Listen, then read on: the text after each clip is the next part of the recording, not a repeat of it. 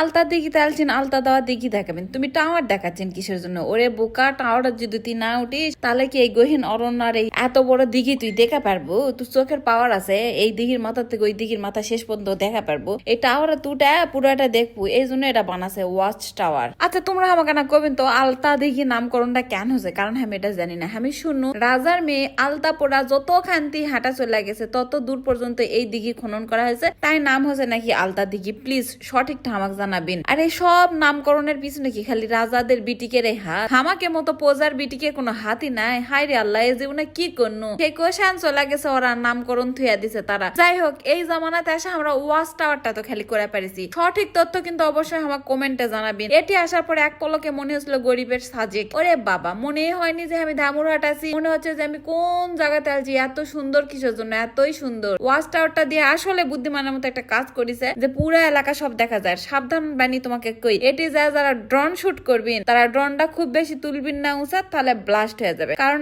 একদম বর্ডারের ধার, ওর থেকে ড্রোন বেশি উঁচাত হবেই না তোমার যদি আপডেট ড্রোন হয়। আর যদি আপডেট ড্রোন না হয় তাহলে ড্রোনটা উঠলে কিন্তু আর পাবেন না। এর আগে কিন্তু এখানে এক ভাইয়ার ড্রোন এভাবে নষ্ট হয়ে গেছে। আর আমাদের একেবারে আপডেট ছিল দেখে উপরে উঠছে, কিন্তু খুব বেশি উপরে ওঠে না, এই জন্য বেশি ভিডিও নেওয়া যাচ্ছিল না, বারবার রিজেক্ট করতেছিল। বুঝা পারেছেন? এটা হলো তোমাকে জন্য একটা তথ্য। এরপরে কুটনির বুড়ির মতো আমরা পুকুরের পাড়ত সবাই বসে গেল কুটনামো করার জন্য। এত শান্তি বাবা, পরিবারের ছোট বড় সবাই মিলে একসাথে গপ্প করা। আর অনেকের ডায়লগ, ওই তোরা কে কোথায় আছিস, কান খুলে শুনে রাখ, আমার বোনের সাথে যাই যাই লাগবে তাকে বিছা তো ডলা দিব। এবারে যাওয়ার পালা হয়ে গেল। গাছ প্রেমিকে যে কাজ, যেটি যায় দুনিয়ার সেই জায়গা থেকে গাছ লিয়ে আসে। জয়া হাসান নাকি কলকাতা থেকে লাগেজ ভরা গাছ লিয়ে আসে, আর আমি ধামুরহাট গেছি ওর থেকে গাছ লিয়ে আসবো না? গাছের নাম জানি না, মানি প্ল্যান্টের মতো। আঙ্কেল বললে এটার নাম মনকলা, আমার মনপ্রত হয়নি নামটা। তাই তোমরা কেউ যদি এই গাছের নামও জানা থাকেন আমাকে জানাবেন। ওর থেকে দুইখানা গাছ কোন রকম সিরালিয়া পানির ভিজাতিয়া বাড়ির থুসি, যেটা এখনো পর্যন্ত আলহামদুলিল্লাহ আছে। পরিবারের সাথে আলছিন, আনা চা কফি না খেলে হয়?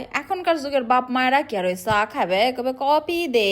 তাই কফি খাওয়ার জন্য চলে আসলাম আমাইতারা বাজারে। আমাইতারা বাজার হলো ধামুরহাট যাওয়ার আগে। নওগাঁর সবার জন্য কই, তোমরা তো নওগাঁ থেকে ধামুরহাট যান কিভাবে বাইক চালা, সেটাই তোমার চিন্তা। আমি তো মাতাজি থেকে গেছি, তাই মনে হচ্ছে রাস্তা ফুরাচ্ছে না। তাই এর মধ্যে একটা টি ব্রেক লিয়া লিবেন, সেটা হলো পরে আমাইতারা বাজারের মধ্যে। এখানে এত সুন্দর একটা রুটটপ ক্যাফে আছে, এত বড় এখানকার প্লেস, আমার এত ভাল লাগছে। সেদিন মেঘ ছিল আকাশে, আকাশের মেঘ আর তার সাথে রুটটপ, ও আমি জানি কই আসলাম। একের পর এক সুন্দর জায়গা খালি। টু ব্রোস এই রেস্টুরেন্টের নাম, তার কারণ হলো এই দুই ভাইয়া মিলে এই রেস্টুরেন্টটা দিছে।